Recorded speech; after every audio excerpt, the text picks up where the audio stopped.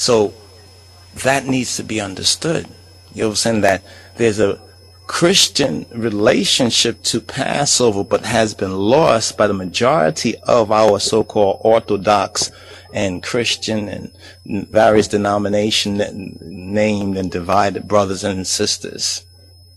So we need to understand this, and those who are willing to learn need to learn.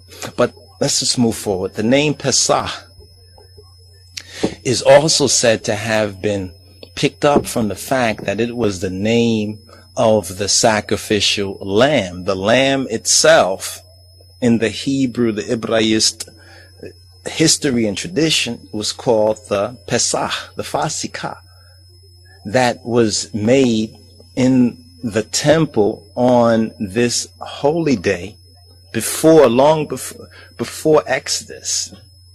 You know what I'm saying? The sacrificial lamb. Now, other names for the holiday, as we touched on in an earlier set of videos, YOM HA-BIKKURIM, which is the festival of the harvest of the spring. Matzah.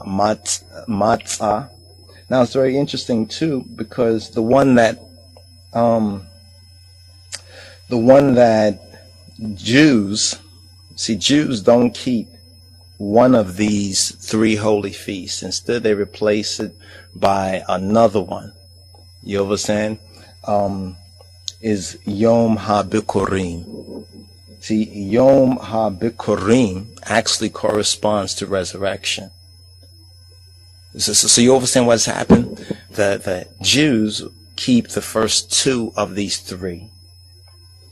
The Christians keep YOM HA-BIKKURIM, which is the first fruits of the barley harvest, the first day of the week that follows Fasika. So the first IHUD, the first Sunday, as it's called in the West, but we call it IHUD because IHUD Ahad is the first. So the first day of the week is when YOM HA-BIKKURIM is observed, and that's what the Christians keep when they keep the Passover of Yesus, the Passover of Adonai Yahoshuwa.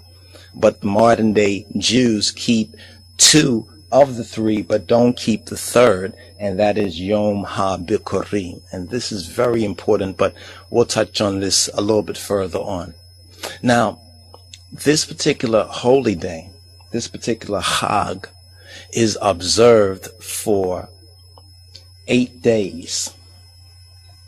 And what is called the Seder, or the evening meal, the family meal, is observed on the first 2 nights, because the first night from the Wednesday, the 8th, you'll see, is Fasika proper, and then the next day, the next evening, is the Chag HaMatzah, and that's the unleavened bread. That's the 7 days of unleavened bread. So that needs to be understood. You know what I'm saying? That there's a Christian relationship to Passover, but has been lost